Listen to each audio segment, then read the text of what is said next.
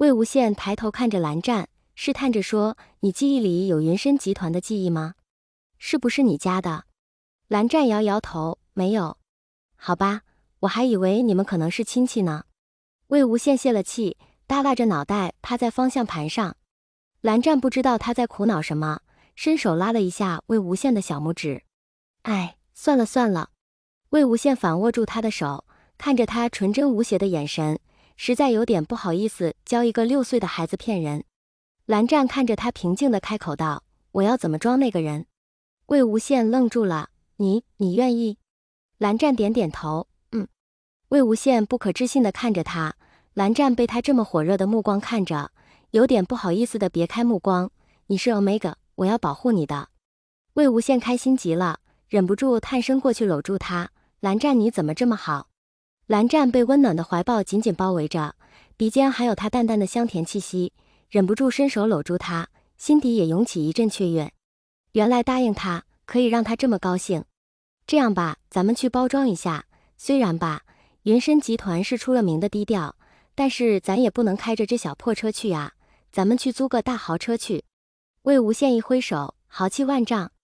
于是魏无羡又开始新一轮的买了。到了生日宴那天，魏无羡自己也穿了一件江丰棉给他买的西装，黑色的西装上有暗红色的花纹，和蓝湛一黑一白，低调而奢华。魏无羡看着帅气的 Alpha， 非常满意自己的装扮手艺。魏无羡拍了拍自己的胸膛，站在租来的白色法拉利面前，深吸一口气。蓝湛，我有点紧张。蓝湛有点不自在地说，我也是。这次他们不仅租了车，还有个司机在，不然怎么高级的车，魏无羡实在不敢自己一个人开。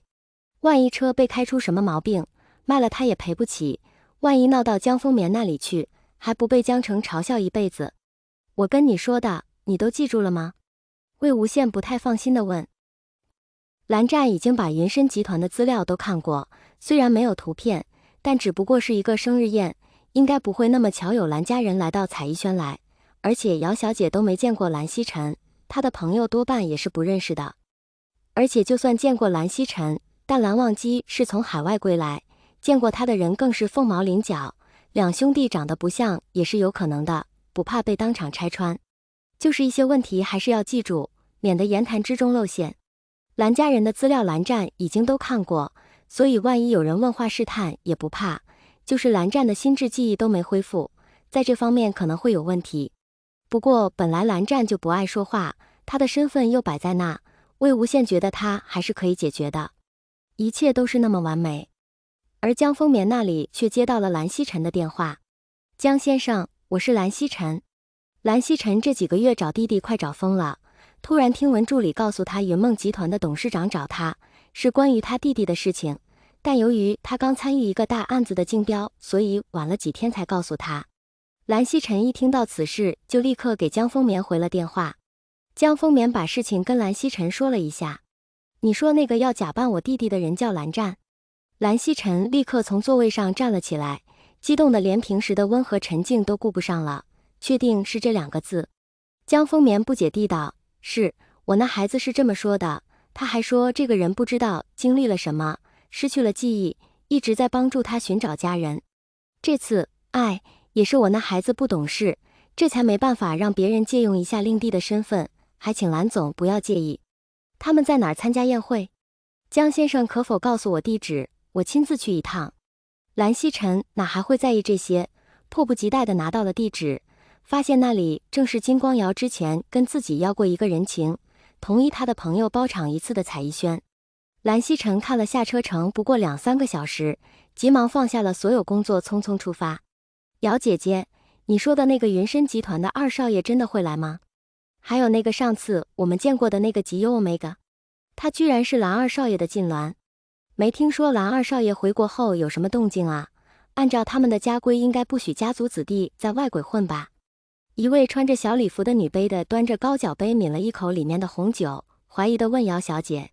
哼，既然人家说了是云深集团的2公子，想必也不可能撒谎吧，毕竟在这彩艺轩，总会有人认识云深高层，若是他魏无羡撒谎，哼。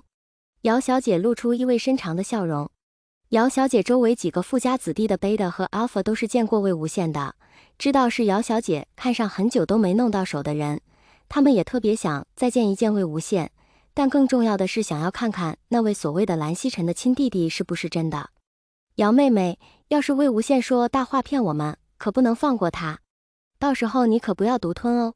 一个长相油腻、神情猥琐的 Alpha 碰了碰姚小姐的手，被她嫌恶地甩开。少废话，就你这样的也配碰他吗？姚小姐打量了一下这个小公司的富二代，她是自己一个好姐妹带过来的男伴，看在自己闺蜜的份上，才勉强给她一个好脸色，现在居然还敢觊觎自己的猎物，实在是不知天高地厚。她也不想想，如果那位真的是蓝家二少爷，那他如今这番话足以令他万劫不复。带他来的那位小姐狠狠瞪了自己男伴一眼，心里有些后悔带他来了。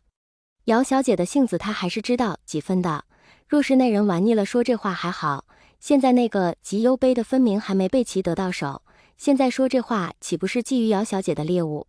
不说那人到底是不是蓝家二少爷，就算不是，现在也轮不上他们谈论。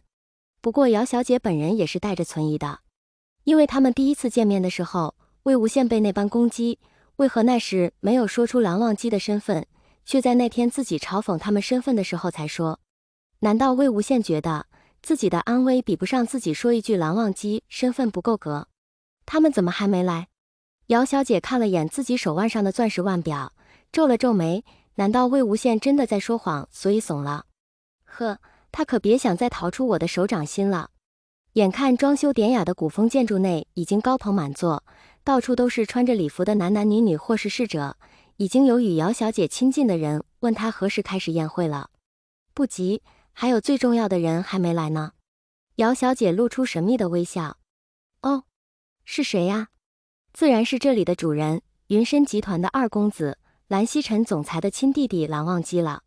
姚小姐得意地笑道，声音也大了几分，周围的人全部都听到了。